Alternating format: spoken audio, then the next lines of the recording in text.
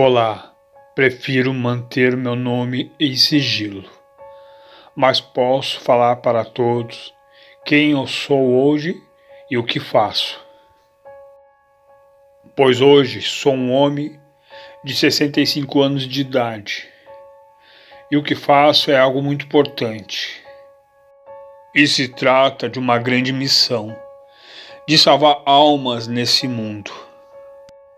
E então, começando desde o início, quando eu tinha apenas 13 anos de idade, eu, meu pai e minha mãe morávamos numa pequena cidade no interior da Paraíba, pois a gente éramos pessoas muito pobres e vivíamos da forma que podia. E foi um dia que eu fui até um riacho que ficava a alguns metros da casa onde morávamos para buscar água. Ao retornar com algumas garrafas d'água, de longe avistei a casa onde morávamos em chama. Eu escutava os gritos do meu pai e minha mãe em desespero, pois estavam morrendo queimados. Eu não tinha nenhuma chance de ajudar eles, porque morávamos bem afastados. Não tinha nenhum morador próximo de morávamos. E naquele dia eu presenciei um momento trágico. E meu pai e minha mãe, naquele dia, acabaram tendo uma morte terrível. Acontecida essa tragédia com meu pai e minha mãe, eu acabei ficando só e passei a me tornar um morador de rua. E vivendo alguns anos como morador de rua, após eu completar 15 anos de idade, foi quando algo maravilhoso aconteceu. Estava, como sempre, deitado pelas ruas. Então se aproximou um homem e uma mulher num carro importado. Ao sair do carro, eles estavam muito bem vestidos e me convidaram para ir almoçar ao restaurante.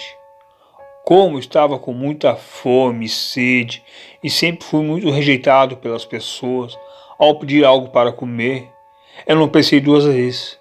Logo aceitei e entrei no carro com aquele homem e aquela mulher. E naquele restaurante eles foram muito atenciosos comigo e também muito carinhosos. A comida era em abundância. Estava comendo tanto que eu nunca tinha comido há tantos anos.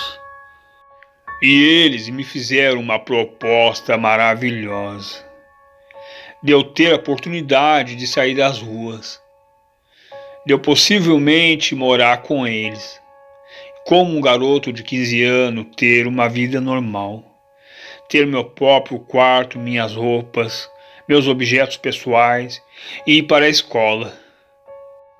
E quando eles fizeram aquela proposta maravilhosa, logo me revelaram algo muito importante, que eles não poderiam ter filho.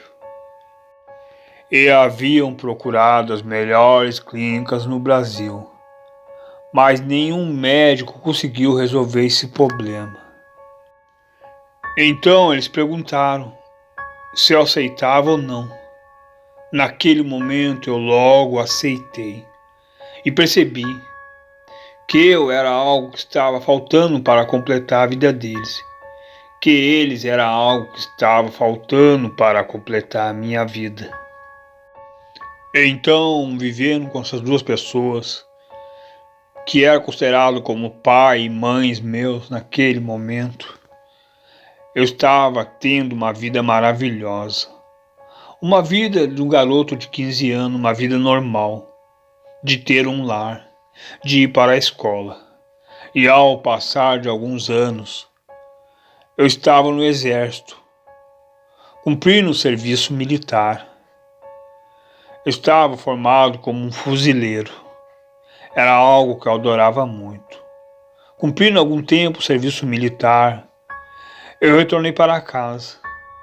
Esse homem que me criou como um pai falou para mim que ele estava aposentado, mas o sonho dele é que eu seguisse seus passos, continuando fazendo o trabalho que ele fazia, pois ele ganhava uma boa renda salarial.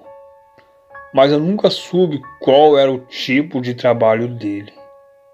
E ele começou a me revelar que seu trabalho é com um homem que mora na cidade de São Salvador, na Bahia, um dos homens mais importantes do Brasil, pois eu iria executar trabalhos para esse homem, trabalhos ilegais, fazendo o serviço sujo, mas ganhando um bom dinheiro. E ele ter falado aquilo, eu fiquei sem ação, não sabia o que responder. Mas mesmo assim, amando aquele homem e sendo grato a tudo que ele fez para mim e sua esposa, eu aceitei. Mesmo sabendo que era algo errado, eu passei a realizar o sonho dele. E fui até a cidade de São Salvador para procurar esse tal homem e começar a trabalhar com ele. Ao encontrar esse homem na cidade de São Salvador, na Bahia, comecemos a conversar e ele começou a elogiar muito o meu pai e começou a me tratar como se fosse um filho e falou que não via a hora de eu começar a trabalhar com ele, pois meu pai era um dos melhores funcionários dele, assim ele falava. E começou a me dar instruções e coordenadas em relação ao trabalho que eu ia fazer. E esse trabalho era um trabalho muito sujo. Muitas vezes era contratado por prefeitos de algumas cidades, intimidando pessoas para que abandonassem suas terras e propriedades. Assim, o prefeito da cidade fazia a venda daquelas terras e propriedades para outro proprietário. E nessa venda, tanto por cento, era dividido com o homem que eu trabalhava. E no meio de todo esse trabalho sujo, ao homem que eu trabalhava receber aquela porcentagem, ele fazia um bom pagamento para mim. Eu não tinha nem o que se queixar, uma boa renda. Então a gente ia seguindo em frente, sendo contratado por alguns prefeitos de cidades ou outras pessoas, assim como fazendeiros, intimidando pessoas, assustando elas, para que abandonassem as propriedades e passassem a escritura para outro proprietário. Então foi na cidade de Boa Vista, no estado de Roraima, no ano de 1980. Nesse ano eu estava apenas com 23 anos de idade, que eu, o homem que eu trabalhava, recebemos uma boa proposta de fazer um trabalho sujo, de um senhor que possuía muitas terras, hectares, nessa cidade. E o prefeito da cidade, passando a instrução para nós, segundo ele, esse senhor não tinha nenhum filho e morava só nessas terras, numa velha casa de alvenaria. E o nosso plano é de eu ir até lá, nessa velha casa de alvenaria, nesses muitos hectares de terra, e intimidar aquele senhor para que abandonasse a casa e fosse embora. Eu teria que passar alguns dias ali, até chegar o novo proprietário, que o prefeito da cidade ia fechar negócio para fazer a venda. E nisso o homem que eu trabalhava ia arrecadar uma boa renda nessa porcentagem, e eu também. Porém, teria que ficar alguns dias, me certificando que aquele senhor não ia voltar para atrapalhar o negócio. Então, com o plano todo em mente, eu fui até aquelas muitas áreas de terra com muitos hectares, e cheguei a tal velha casa de alvenaria. E logo comecei a conversar com aquele senhor. Com uma touca na cabeça, segurando uma arma, eu comecei a assustar e intimidar ele. Mas era como aquele senhor não tivesse nenhum medo de mim. E mesmo assim eu ameaçava ele, para que ele abandonasse aquelas terras, que aquela propriedade não era mais dele. Então eu tinha que intimidar de toda forma para ele que fosse embora. Que depois de 2 dias ia chegar o tal novo proprietário para fechar negócio em relação àquelas terras. Depois de tanta intimidação, era pelo meio da tarde. Foi quando aquele senhor falou: eu vou embora, mas eu falo, tudo isso aqui é meu, ninguém me toma. Eu vou embora hoje, mas eu vou voltar, e vai ser na noite. Não digo qual, mas eu vou voltar. Ele falando aquilo, logo foi indo embora. E eu fiquei observando naquela velha casa de novenaria. E eu ficava a imaginar e me perguntava como aquele senhor conseguia viver ali, num lugar tão longe, afastado de tudo e de todos. E naquela velha casa de alvenaria não havia nem água e nem luz. Naquele dia, o final da tarde se aproximou rápido. E logo a noite chegou. E eu ficava andando de um lado para o outro, me certificando que aquele senhor não retornasse de volta. E após a noite ter chegado naquele lugar tão longe de tudo e de todos, a única iluminação que havia era a luz de uma grande lua que estava no céu presente naquela noite. E ao se passar de muitas horas naquela noite, de uma longa distância eu comecei a escutar um barulho.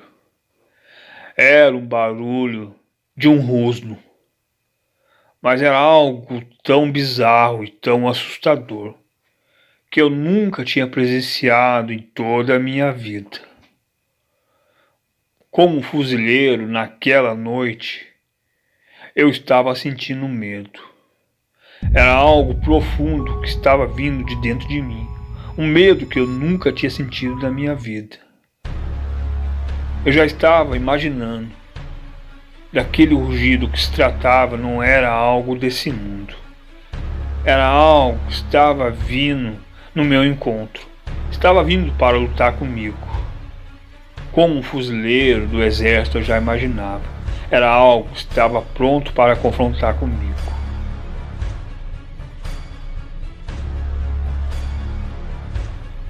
E foi quando eu comecei a escutar barulho de algo que estava correndo em círculo.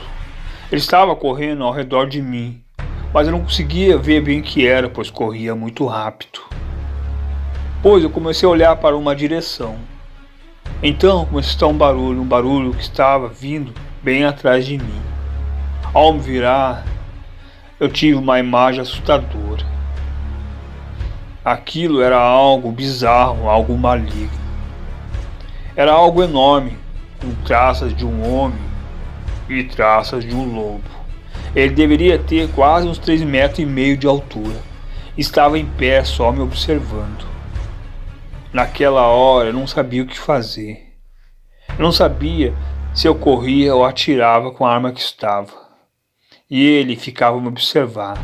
Numa distância mais ou menos de uns 20 metros de distância, ele não se mexia de forma alguma.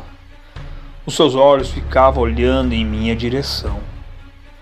Então eu tive coragem e comecei a atirar. Mesmo vocês não acreditando, nenhum dos disparos que eu estava efetuando atingia aquilo. Ele se esquivava de uma maneira impressionante.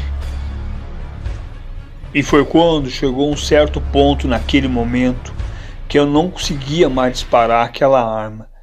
E comecei a correr saindo daquele lugar.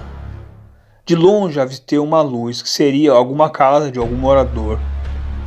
Correndo até lá, eu comecei a gritar desesperado. E logo tirei aquela touca preta da cabeça. Veio um senhor e uma senhora ao meu encontro. Abriram um portão rapidamente, que era um portão de madeira, e pediram que eu entrasse bem rápido. Ao entrar na casa deles, rapidamente eles fecharam a porta com muitas trancas. E falaram: "Fique calado, fique calado. Já sabemos do que se trata. Fique calado que ele vai embora. Se ajoelhe e ore." Naquela hora eu falei para os dois: "Muito obrigado pela ajuda de vocês, mas eu não sei orar, nem sei o que a senhora e o senhor estão falando. Fique calado e fique de joelho. Somente pense em Deus. Somente pense em Deus."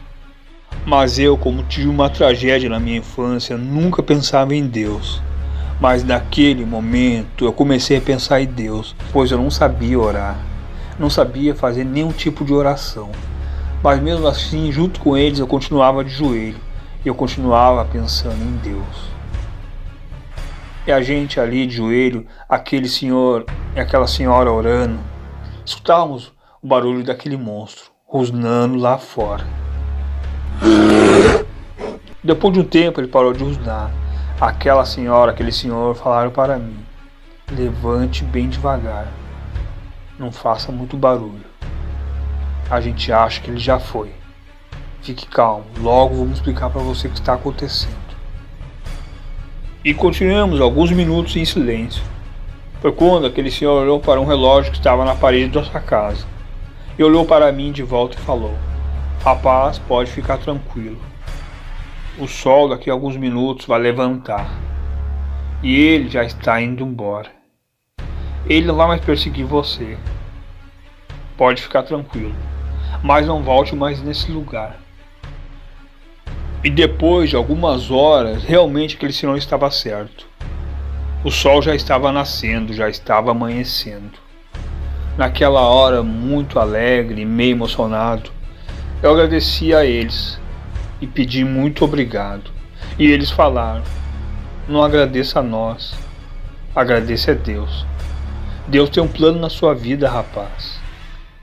Procure Deus, porque Deus já está procurando você há muito tempo. Saia da escuridão, vá para a luz. Ao ele ter falado aquilo, eu me despedi dos dois e fui embora.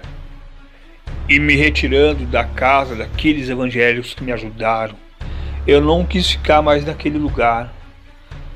Então fui falar com o homem que eu estava trabalhando.